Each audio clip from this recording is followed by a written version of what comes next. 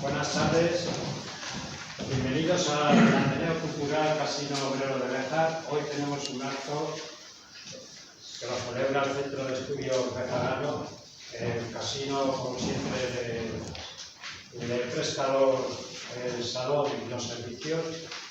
Y hoy el casino va a obsequiar al ponente Antonio Cascón Dorado con un ejemplar de la historia del casino desde su constitución del año 1881 al 2006. Es la historia escrita durante estos años. Y que a pesar de la pérdida de socios, avatares y dificultades y pandemia incluida, sigue abierta esta institución que es referente de Béjar, comarca y de toda la provincia, y me atrevería a decir de todo Castilla y León.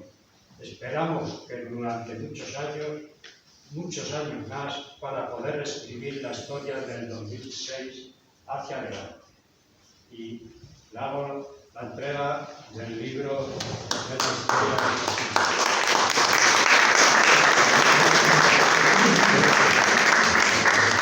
La verdad que me hace muchísima ilusión, además mi abuelo fue presidente del casino en años difíciles, creo, justo en la guerra, justo cuando empezó, y bueno, la verdad es que es un sitio tan emblemático, tan magnífico, ¿Qué referencia? y he estado aquí algunas otras veces y la verdad es que siempre me impresiona. Pues ahora estamos pasando malos momentos porque los socios han bajado una serie y nos financiamos nada más con financiación del socio, con la cuota de la universidad. Sí, difícil, y es difícil, sí. Pero vamos, estamos haciendo un gran esfuerzo para seguir adelante, que estas puertas no se cierren, porque el día que se cierre, Béjar se va a notar muchísimo. Pues muchísimas gracias. Cedo la palabra. Bueno, muchas gracias, Paco. Bienvenidos a todos en nombre del Centro de Estudios Veteranos. Como siempre, agradecer al casino su amabilidad, que la verdad es que es nuestra casa. Muchos somos socios. Animo a quien no lo sea, pues, que se apunte, porque el año pasado fue 142 años. Hace 2 años celebramos el 140. Organizamos conjuntamente una serie de actividades y bueno, hay que mantenerlo vivo, que parte de nuestra biografía ha transcurrido aquí dentro, ¿no? Mi padre no creo que fuera presidente, pero fue socio de toda la vida, mi abuelo materno, yo he hecho aquí trabajos para el instituto de la biblioteca y bueno, La biblioteca es una joya. Es una maravilla. Es una joya, es la joya del casino. Y tiene unos fondos anteriores muy interesantes también, aparte de libros modernos y todo esto. Así que entre todos tenemos que hacer que siga. Esto sí, Exactamente. Y bueno, Antonio Cascón supongo que lo conoce todo el mundo, ¿no? O no lo sé. Bueno, es que está ligado a mi infancia, andábamos por las mismas calles, por los mismos sitios. Teníamos amigos comunes y tal, y es un placer auténtico. Bueno, aquí tengo un currículum que es larguísimo, no se preocupen, que no voy a leerlo todo, porque además está en cualquier sitio que queramos mirarlo. Diré simplemente que actualmente es profesor titular de Filología Latina, del Departamento de Filología Clásica en la Universidad Autónoma, ha sido el director del departamento y ha sido también decano de la facultad. Bueno, su labor docente tiene mucho que ver con aquello de lo que nos va a hablar hoy, con todas las cuestiones de lengua latina, pensamiento y los romanos pues están perfectamente ahí incluidos. Ha publicado muchos trabajos, muchos libros, ha dado muchas conferencias y es alguien importante en los eventos que tienen relación con su área de conocimiento. Y nada más, pues si entráis en internet y lo buscáis, pues es un inmenso placer tenerlo aquí. Muchísimas gracias, Antonio, por haber respondido a nuestra invitación. Bueno, es al revés. El placer es absolutamente mío y bueno, la verdad que quiero agradeceros que hayáis tenido la amabilidad de también. Y bueno, Álvaro, que ha sido el encargado de establecer el contacto por nuestra amistad, pues ya se lo he dicho varias veces. tenéis la amabilidad de enviarme siempre todas vuestras actividades. Y me quedo con muchas ganas de no poder asistir por estar en Madrid y por el trabajo, pero lo que estáis haciendo es increíble. Pero bueno, que sepas que te teníamos en mente ya desde hace unos cuantos años. Siempre estaré a nuestra disposición, por supuesto, y de verdad que es para mí un honor y que me ha hecho muchísima ilusión. Estoy encantado de estar en un ambiente que me es muy cercano, que es mío, y bueno, eso es un privilegio que creo que no siempre se da. Y privilegiados todos los presentes. Muchísimas gracias, ya no te robamos. Un segundo.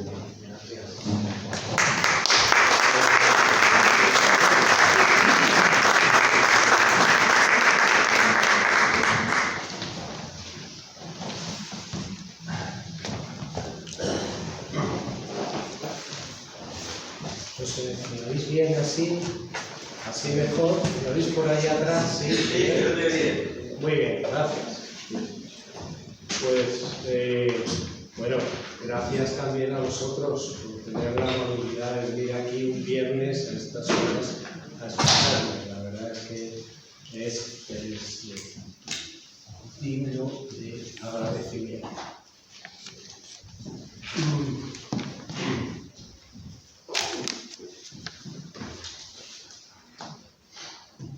Bueno, pues vamos a empezar.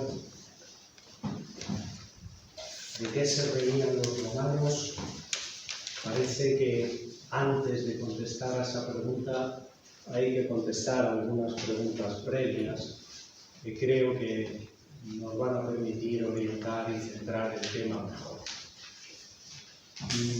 La primera de ellas sería: ¿existen razones particulares para hacer esta pregunta? Dicho de otro modo, ¿la risa en Roma ocupa un lugar particular en la sociedad romana, un lugar particular o especial? Bueno, como tengo varias preguntas, las voy a ir contestando con cierta rapidez. Sí, parece que sí. El propio Quintiliano era un maestro de retórica que escribió un manual en el siglo I después de Cristo, pues más bien criticando esta afición de los romanos a hacer bromitas, decía que existía en Roma un refrán: potius amicum quam dictum perdidi. Prefiero perder un amigo que no hacer la gracia, ¿no? O sea, antes hago la gracia que perder un amigo. Y luego, pues es verdad que llama un poco la atención la cantidad de vocabulario latino que se emplea para el chiste, la broma, el ingenio, la gracieta, la ocurrencia, etc.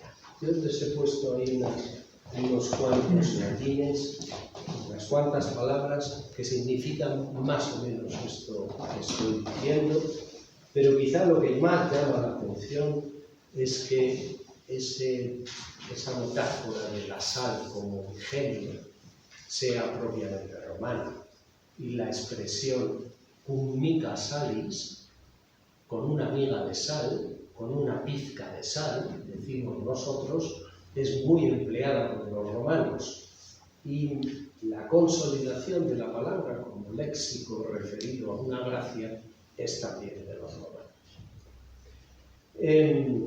La sátira y el epigrama, esos dos géneros literarios que los romanos consideraban netamente romanos y que tienen como característica fundamental ese humor un tanto ácido, son propiamente de Roma, pertenecen a Roma, y aunque podría ser discutible si el epigrama también surgió en Grecia, desde luego es allí donde adquiere un desarrollo más amplio. Y un filólogo llamado Ugo Enrico Paoli, en el siglo pasado, dijo una frase certera: la forma literaria de la burla, la sátira y el epigrama, prosperó en la patria de la burla. Así que, por todo esto, y porque la risa, como intentaré que veamos a lo largo de la charla, está en lugares y en ocasiones y en géneros literarios donde no sería esperable. Por todo eso digo, sí que parece que la risa tenía un lugar especial en la sociedad romana y de su época. La siguiente pregunta sería: ¿la risa puede ayudarnos a entender aspectos de su civilización? Bueno, parece bastante evidente. Nos ayuda a conocer su mentalidad, sus valores sociales, como veremos, a interpretar algunas costumbres, a conocer las características de algunos géneros literarios. En realidad, probablemente si en algún momento se hiciera una historia de la risa, y parece que sería muy necesaria, habría que empezar por Roma, entre otras razones porque es de donde tenemos más datos para empezar. Una historia de la risa probablemente nos podría proporcionar cómo ha evolucionado la sensibilidad en algunos aspectos y probablemente nos ayudaría a conocer mejor las características de las determinadas sociedades. Otra pregunta: ¿se reían de forma diferente a como lo hacemos los occidentales de hoy? Creo que esta es una pregunta fundamental, ¿no? Pues yo creo que no. Yo creo que básicamente se reían en un 80% como nos reímos nosotros. Cuando digo nosotros me refiero a hombres y mujeres de nuestra generación, porque creo que en las últimas décadas mis hijos se ríen de otras cosas. Y nosotros ya no podemos reírnos de algunas de las que nos reímos. O sea que eso evidentemente ha cambiado. Pero si tomamos esa referencia, desde luego creo que sí, que en buena medida nos reímos como se reían los romanos, aproximadamente en un 80%. Y luego hay otro 20% en el que ellos tienen sus claves culturales y nosotros las nuestras. ¿Por qué nos reímos igual que ellos? Pues por una razón obvia, porque son ellos los que nos han enseñado a reírnos y cómo reírnos. De manera que escribimos como escribía Cicerón, intentamos escribir como escribía Cicerón y nos reímos como se reía Cicerón, que por cierto se reía mucho, era un gran burlón. Así que, lógicamente, los grandes eruditos y los grandes ingenios del Renacimiento en adelante, que empezaron a conformar la idea de Europa, pues tenían presentes los tratados de Cicerón, de Macrobio, del propio Quintiliano, acerca de la teoría sobre la risa y de los chistes y las gracias que se hacían en el mundo antiguo. Básicamente eso es lo que ha conformado nuestra forma de reírnos, como digo, no totalmente, pero sí en gran medida.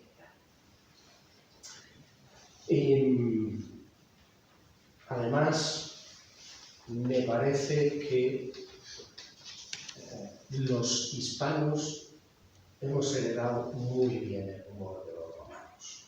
Es decir, dentro del Imperio Romano, algunas cosas se parecen más, los italianos se parecen más a los romanos, en otras los españoles, en algunas los rumanos, incluso también. En la risa, y esta es una impresión personal, creo que nosotros somos los más parecidos. No sé si habla muy bien de nosotros, no lo sé, pero sí que observo algunas concordancias. Leyendo el libro de Mary Beard publicó el año pasado un libro que se titula La risa en la antigua Roma. Y bueno, Mary Beard es una estudiosa de Oxford, profesora muy conocida, que creo que ahora en un día de estos le van a hacer doctor honoris causa en Santiago, me parece. Y publica unos libros excelentes, ¿no? Una mezcla de investigación y divulgación que a mí me gusta mucho.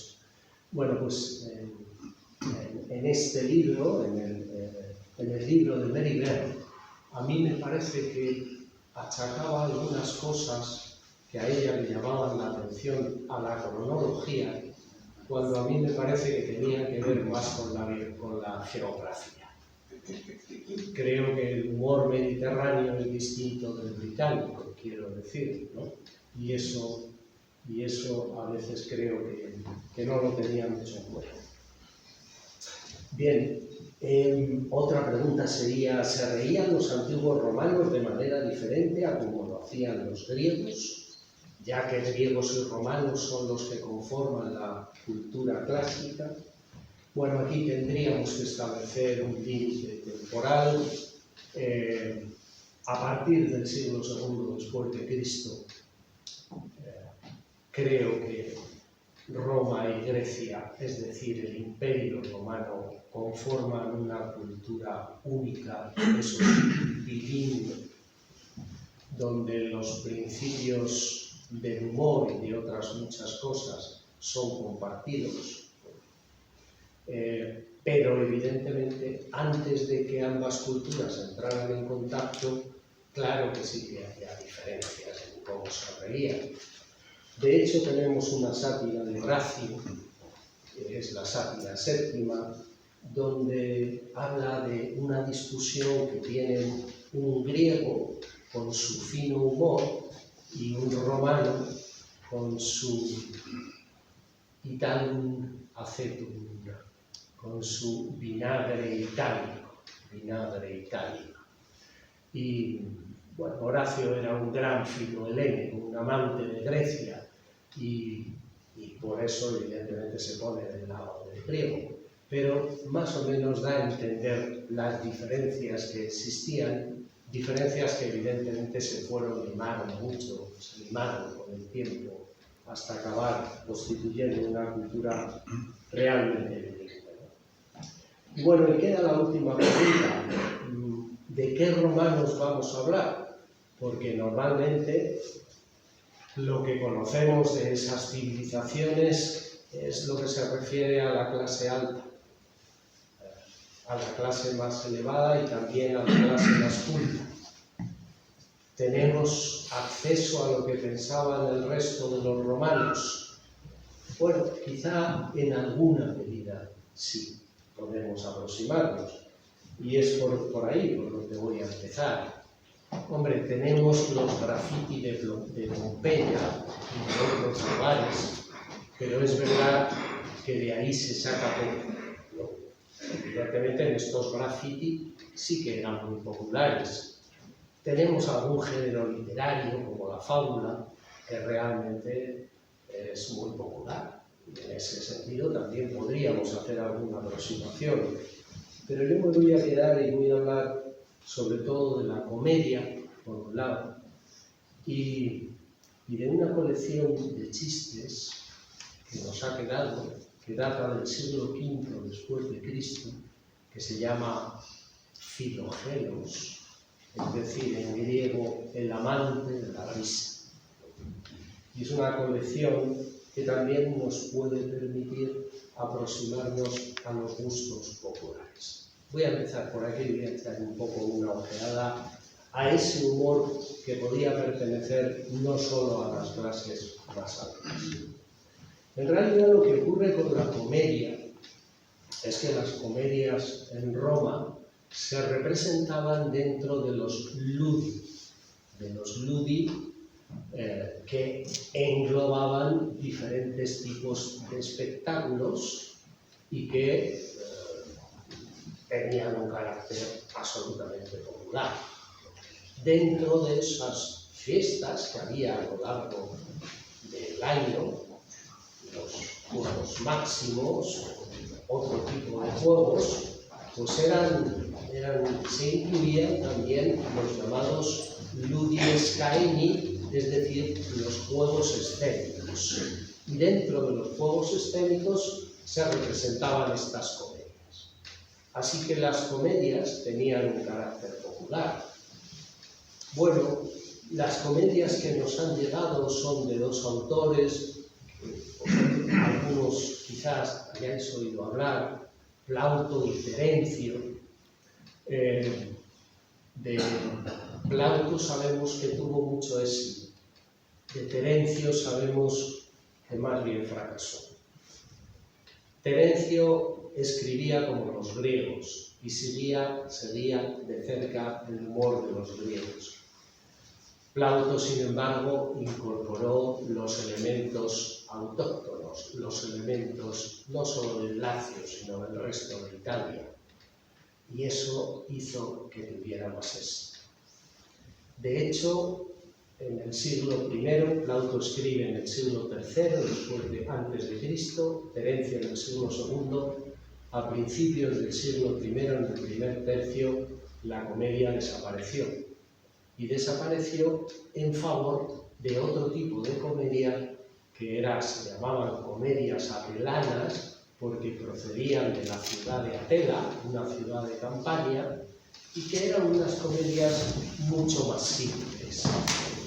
Unas comedias en las que había 4 personajes, un argumento extraordinariamente sencillo y carreras en medio de la representación, en fin, que a los romanos los espectáculos griegos que representaban comedias de enredo burguesas no les hacían demasiada gracia.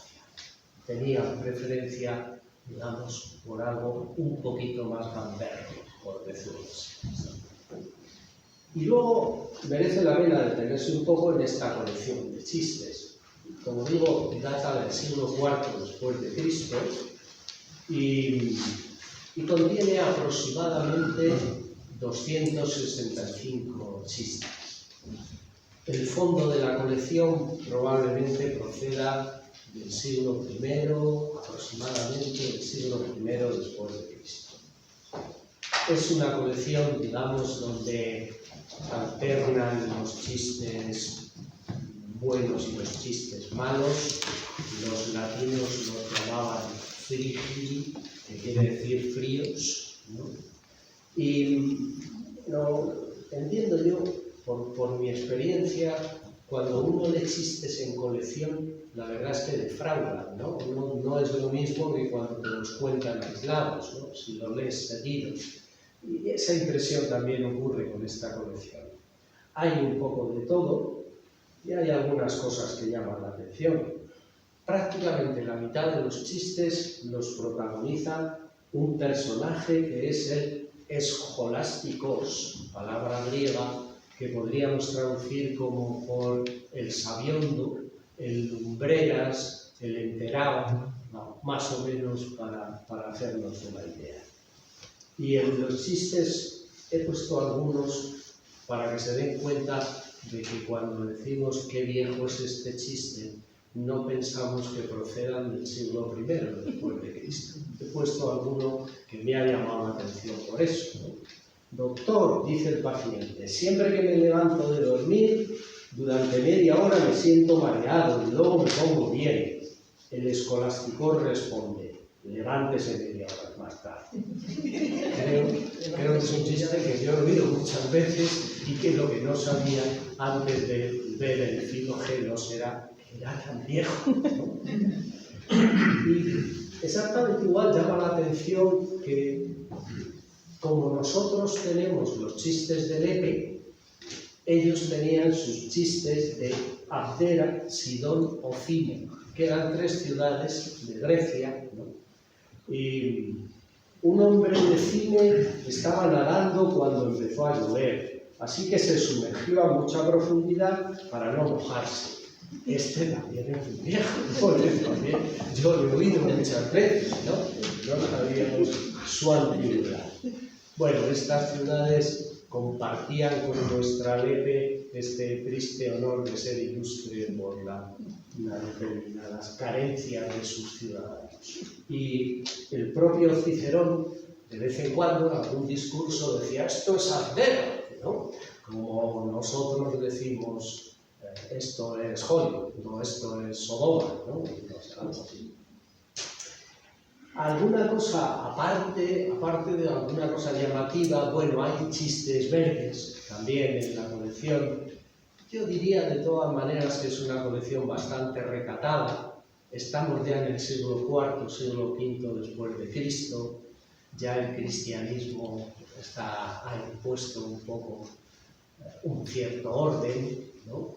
Y diría que es recatada, aunque todavía hay chistes con un componente, digamos, muy curioso, no demasiados. Y luego una extraña manía de meterse con los calvos y con los narizotas, no sé por qué. Pero bueno. Y luego hay algunas cosas que llaman la atención, por ejemplo, la preocupación por la identidad. Chistes de este tipo. Me dijeron que habías muerto, le dice un sabiondo a un amigo. Pues ya ves que estoy vivo, responde. Ya, replica el sabiondo, pero el que me lo dijo es mucho más de fiar que tú. Otro similar, ¿no? ¿Eras tú o tu hermano gemelo el que murió? Le pregunta un sabiondo al que se lo vivo cuando se lo muere. Este tipo de chistes de identidad sí que están reflejando una preocupación de aquella sociedad. Claro, en aquella sociedad no había carne de identidad y además era muy frecuente el cambio de estatus social. Es decir, se pasaba de esclavo a liberto, de liberto a ciudadano, y si había mala suerte, de ciudadano a esclavo también, y había control, en todo caso, solo para los ciudadanos. Los no ciudadanos no había control. El control era en registros que a veces se perdían, en fin, había una cierta preocupación, y esto lo revela la colección. Hay que tener en cuenta también las comedias de enredo, de Terencio, de Plauto. Son eso, comedias de enredo, donde lo normal es que una prostituta acabe siendo una ciudadana, de repente, en la anagnosis final, el reconocimiento final. Pero quizás sea más interesante preguntarse por el origen de estos chistes y para qué servían. ¿Para qué servía esta colección? ¿Era solo para leerlos o era la herramienta del bufón, la herramienta del cómico? Bueno, esta profesora Mendler en su libro tiene la idea de que el chiste fue inventado por los romanos y añade solemnemente, invención muy superior a la de las carreteras y los acueductos, ¿no? Con una cierta ironía británica, pero también queriendo seguro hacer un homenaje al hecho de que tengamos nuestro humor, se lo debamos a ellos, y que tengamos esas ganas de reír cuando las tenemos, evidentemente, gracias a ellos. Y probablemente tenga bastante razón. Es difícil, ¿eh? A mí me parece que probablemente es un invento griego, como casi todo, lo inventaron casi todo, pero su comercialización, su desarrollo, el fabricar colecciones de chistes, en fin, el que un chiste se convirtiera en lo que nosotros entendemos por chiste, vamos a contar un chiste, eso probablemente sea romano, aunque el relato pueda que tenga unos orígenes griegos. Últimamente están indagando esta cuestión en relación con las fábulas también. Todavía no he acabado ese artículo, pero me parece que más bien el relato es un invento griego, aunque desde luego la comercialización sí que puede ser romana. De hecho, les he puesto ahí una frase de un parásito de una comedia de Plauto, el persa. Un parásito es una especie de gorrón gracioso que aparecía en las comedias, que dice: mira, tengo una carretilla llena de libros, 600 de los chistes que hay en ellos serán tuyos como dote, ¿no? Es decir, que pretende dotar a su hija que se va a casar con esa colección de chistes. Luego pensaba que eso era un capital, ¿no? Eso era un buen capital. El chiste se está comercializando y muy probablemente es verdad que el chiste tenía esa función, la función de servir al bufón en esqueleto una broma que luego él llenaba con sus propias gracias. Claro, si esto fuera así, lo lógico es que esos chistes en colección en el siglo III a.C. hubieran dejado huella en las colecciones de fábulas.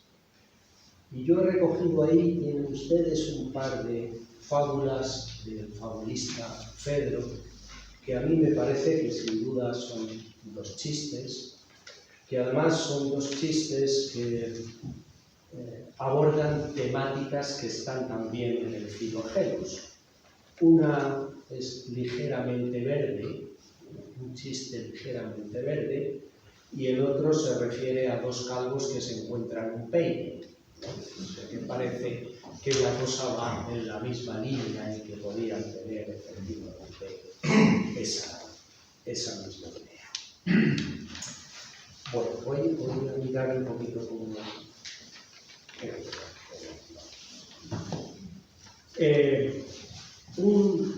Un género literario en el que encontramos muchas bromas, muchas anécdotas chistosas, es la biografía. En la biografía los chistes sirven para caracterizar y además tienen una función crítica. De las biografías que nosotros conservamos, las más importantes son los 12 Césares de Suetonio, por un lado, y por otro lado sus continuadores, los escritores de la historia augusta que cuentan el resto de vidas de todos los emperadores del Imperio Romano. Pues servían para caracterizarlos fácilmente. El emperador liberal era tolerante con las bromas, el despótico no era nada liberal con las bromas. En la vida de Suetonio cuenta este chiste. Había llegado a Roma un hombre que se parecía mucho al emperador, a Augusto, me refiero. Augusto ordenó que le llevaran ante él y después de echarle un vistazo le preguntó: «Dime, joven, ¿estuvo tu madre alguna vez en Roma?» «No», contestó el otro, «pero mi padre sí estuvo a menudo». Este chiste, al parecer, era el preferido de Sigmund Freud, ¿no? Bueno, sin embargo, lo contrario, la intolerancia del emperador Tiberio, pues la apreciamos también en esta broma. Un bufón en un funeral,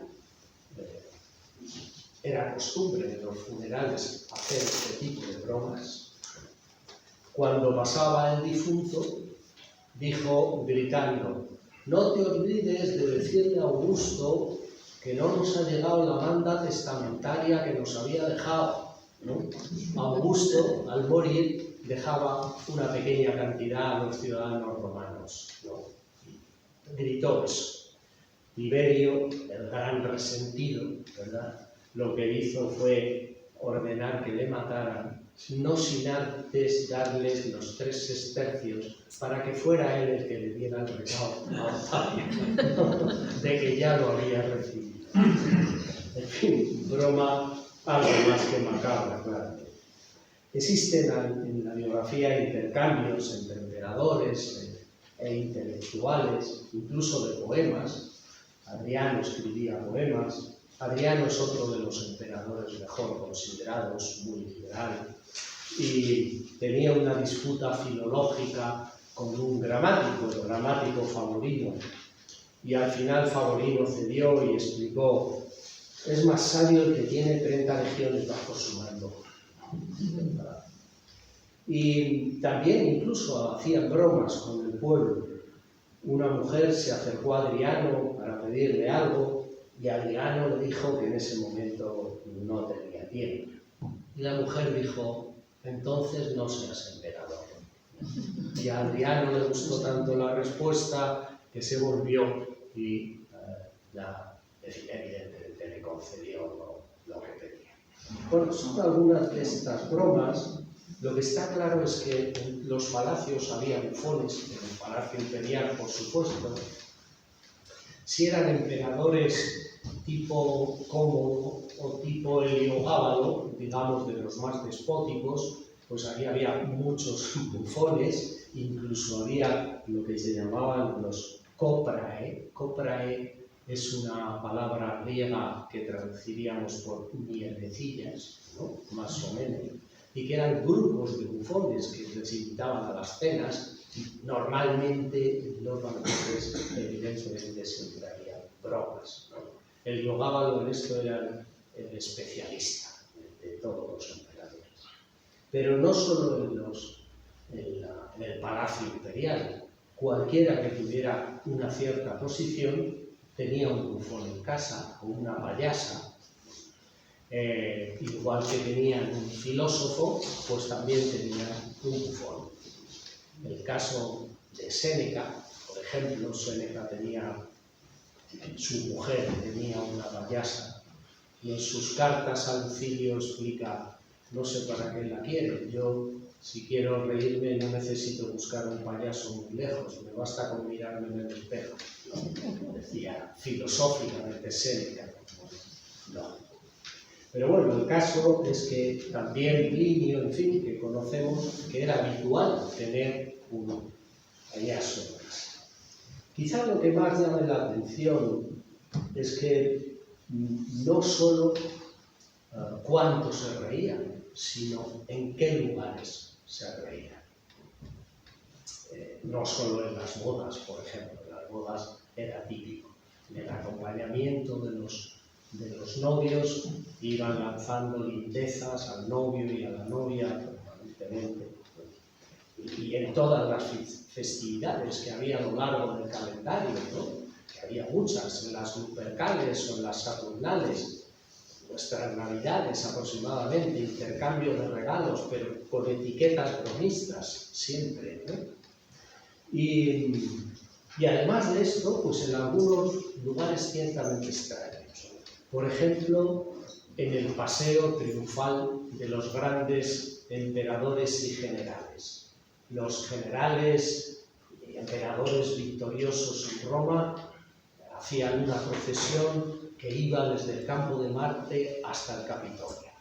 Probablemente la hayan visto en las películas, sobre todo en las películas antiguas.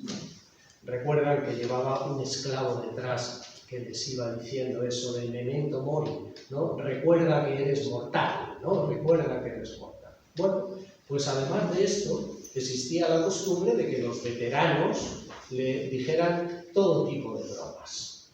Lo que mejor conocemos es las que le dirigieron a Julio César. Esta que yo he puesto aquí: romanos, encerrad a vuestras mujeres, el adúltero calvo ha vuelto a la ciudad, otra vez el calvo. Bueno, y esto es lo menos que le dijeron, ¿no? Le llamaron reina de Bitinia, le dijeron que era un homosexual, pero no un homosexual pasivo, que era lo que más ofendía en Roma, ¿no? Y ya llegó un momento en que Julio César se enfadó un poco, y entonces protestó, y cuenta Dion Casio que todo fue peor, porque entonces le siguieron diciendo muchas más bromas todavía, ¿no? De manera que ni el todopoderoso Julio César podía sustraerse a una costumbre de este tipo, estaba por encima de todo. Más llamativo aún es que se hicieran bromas en los funerales o en los entierros, como acabo de mencionar con el caso de Tiberio.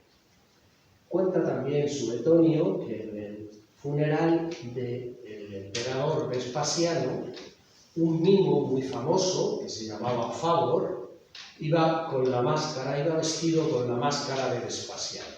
Esto era habitual en Roma.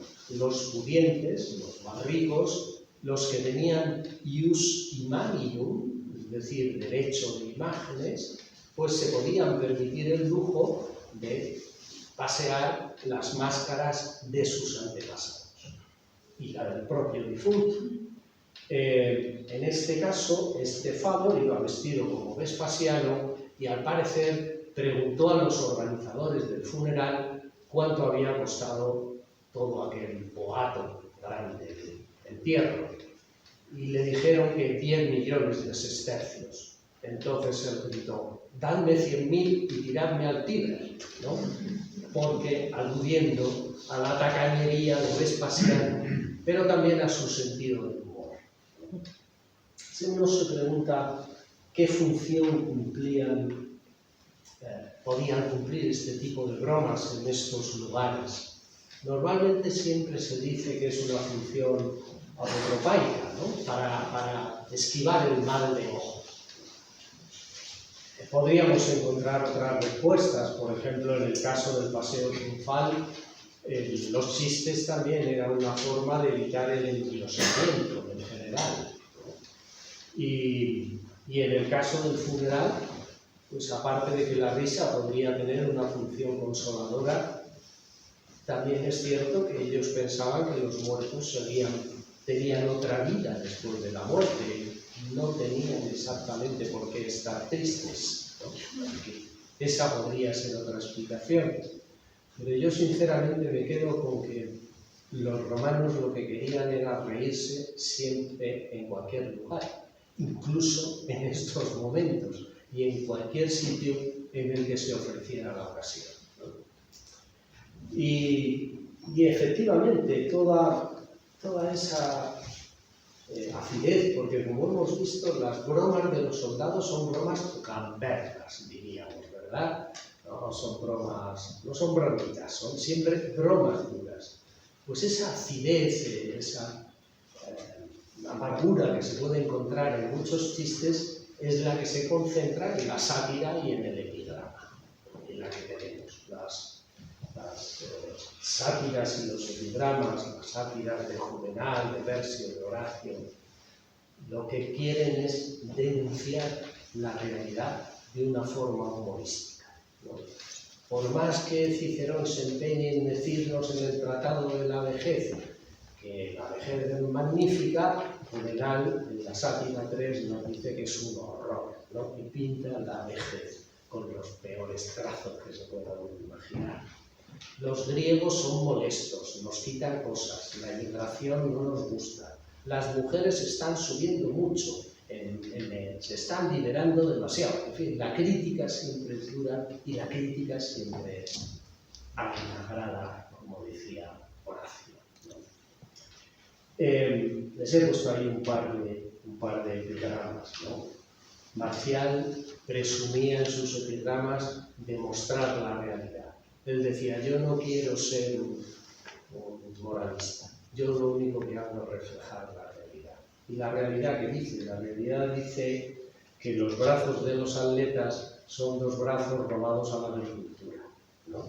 Como veis en ese epigrama. Y que los médicos y los enterradores practican el mismo oficio, ¿no? Según su forma de verlo. Y si los estoicos nos dicen que tenemos que rechazar las riquezas, lo dicen porque son pobres como ratas, ¿no? Y toda es la temática habitual de los comentarios, perdón, de los epigramas de Marcial. Y en esa denuncia tan ácida y tan amarga no hay muchos límites en cuanto a los contenidos y a las palabras que se utilizan. Hay algunos, pero no demasiados. Era lo que se llamaba la parresía en término griego, ¿no? La libertad de palabra. Y Fedro, por ejemplo, bromea con el bestialismo.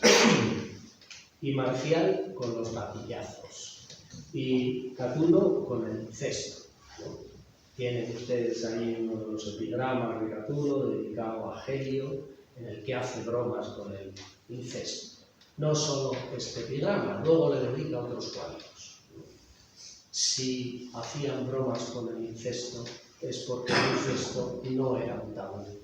como sí lo es en nuestra sociedad todavía, en la que han caído algunos tabúes, pero pero ellos sí hacían incluso de esto una broma.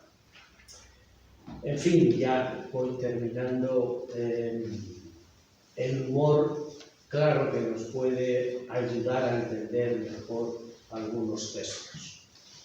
Yo he dicho antes que Cicerón era un bromista, y así fue considerado durante mucho tiempo. Su secretario, que se llamaba Tirón, escribió 3 volúmenes que se conocen como Dicta Tironis, que eran la colección de las ocurrencias de Cicerón. Desgraciadamente se ha perdido, ¿no? Sabemos que existió.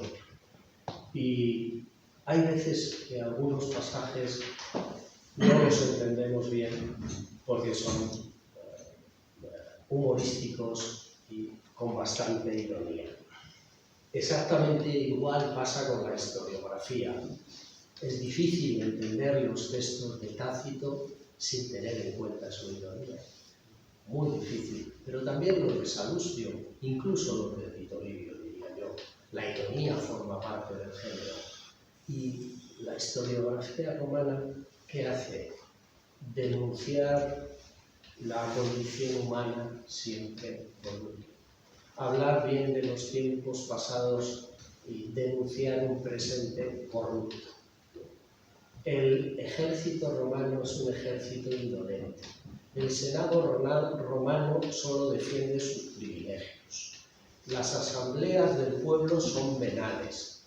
Todo, ¿no? Es contra todo.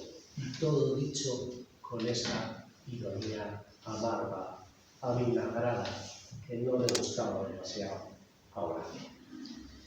En fin, les puedo referir un error mío. El primer artículo que yo escribí tendría, creo que 22 años, 23 años, escribí y publiqué. Se titulaba Fatum y Fortuna en las fábulas de Feno. Y yo había visto en las fábulas que ese era un tema que se trataba especialmente y que tenía unas connotaciones interesantes, particulares. Bueno, y desarrollé unas cuantas páginas que fueron publicadas. Ahora me parece que no me di cuenta de que Fedro estaba haciendo chistes con el destino. Todavía no estoy seguro. Y no sé si celebrarlo o no. Pero peor aún es lo que ocurre con la elegía amorosa romana. Es decir, con las elegías que escribieron Tibulo, Propercio y Ovidio. Durante 20 siglos hemos estado leyendo esas elegías como si fuera poesía romana, como si fueran los sonetos de Shakespeare o los versos de Laura, de Petrarca a Laura, o en fin, la rima de Beck. Parece que este autor francés, Paul Bain, sociólogo, ha demostrado, a mi juicio, con argumentos sólidos, que eran género paródico, que en realidad estos autores estaban más bien riéndose de los enamorados, posesivos y celosos, ¿no?, apasionados, y de las cortesanas que les hacían caso. En fin, es un error casi similar a si hubiéramos leído el Quijote solo como un libro de caballerías. Bueno, quizás sea un poquito exagerado, pero casi, porque ellos lo hacían mejor o más parecido a lo que nosotros entendemos por la novela. Bueno, he apuntado algunas cosas de un tema que es muy extenso, y si hay alguna pregunta y puedo responderla, estaré encantado. Sí. Muchas gracias. Sí.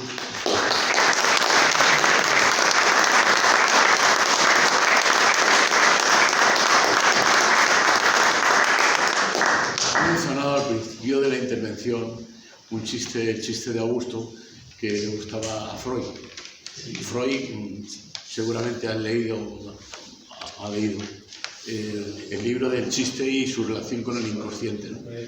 Entonces, eso apunta un poco a que si esto es así, el humor sería algo común no solo a los romanos, sino a otras culturas, aunque el chiste como tal chiste, obviamente, como bien has demostrado, proceda de los romanos. Pero el sentido del humor o de lo que nos reímos es una cosa, si está relacionado al inconsciente, lo tenemos todos, independiente de color, raza, país o lo que sea. Entonces sería una cosa común. Me gustaría conocer su opinión sobre esto. Sí, la verdad es que la risa es un fenómeno muy complejo, porque claro, para empezar, también nos reímos cuando nos hacen cosquillas, y eso es otra cosa. Y también es verdad que a veces tenemos, a mí desde luego me ha pasado, lo de la risa está incontinente. Los ataques de risa, empiezas a reírte y parece completamente tonto, ¿no? Y eso también parece muy instintivo, muy físico, ¿no? Eso, evidentemente, no tiene nada que ver con esto de lo que hemos estado hablando aquí, que es muy cultural, teniendo en cuenta el género, la jerarquía social, el momento en el que se dice un chiste, etc. Yo lo que creo, y lo he mencionado antes, es que sería estupenda una historia de la risa. Y entonces es cuando realmente nos daríamos cuenta de si efectivamente hay una serie de parámetros que son universales o no. Es que los hemos ido heredando de unos a otros. Los griegos enseñan a reírse a los romanos de una determinada manera y vamos haciendo esta traslación, o quizá haya de forma natural algunos principios básicos que siempre nos hacen reír. En el libro de Meribel, las páginas primeras que yo recomiendo a quien le interese más, dedica un buen rato a las teorías sobre la risa, que creo que está muy bien, ¿no? Todo esto, y trata este tema que realmente es muy difícil. ¿Alguna pregunta más? Antonio, Sí, claro. eso de que los estoicos defendían la pobreza, como tantas cosas, a Antonio le apasionan los estoicos. Así que ya que has metido a Séneca de una manera increíble aquí, voy a darte ocasión de que te luzcas con Séneca. Desde luego Séneca no era pobre, debía ser el tercer hombre más rico de su época. Así que, ¿cómo se comía eso? Bueno, él contestaba con cierto humor que las riquezas que tenía le permitían practicar algunas virtudes, como por ejemplo la generosidad. Así que desde ese punto de vista ya estaba justificado tener alguna cantidad de dinero. Logomosúa. No, él siempre, bueno, lo que defiende evidentemente es que estaba dispuesto a desprenderse de sus riquezas en el momento en el que fuera necesario. No creo que eso, evidentemente, le costó muchísimos argumentos en contra, ¿no? Defiendes el rechazo de las riquezas, pero tienes dinero, lo que daba a entender es que era muy desprendido y muy generoso con mucha gente. Y era difícil, estando con Nerón a buenas, no ser rico. Prácticamente debía ser imposible. De todas maneras, Séneca sí que es cierto que, por ejemplo, iba a visitar a Demetrio el Cínico. Demetrio el Cínico era un filósofo de su época que tenía una cueva, vivía en una cueva, y allí iban a visitarle los grandes personajes, entre ellos el propio Séneca. Y le admiraba profundísimamente. Pero bueno, no le puedo defender más. A pesar de que sabes que le admiro profundamente. ¿Sabes por qué? Porque al filósofo que más cita en sus cartas a Lucilio es justamente a Epicuro, su rival, ¿no? Consideraba que Epicuro era un hombre extraordinariamente sabio, siendo él estoico. Y entonces no deja de citarle siempre. Y visto desde nuestra perspectiva, uno piensa qué malas son este tipo de rivalidades, ¿no? Que a veces anulan unos a otros, cuando desde una perspectiva más lejana piensas que entre los dos podíamos hacer grandes cosas. Pienso yo. Gracias. ¿A ti? ¿No queréis preguntarme nada?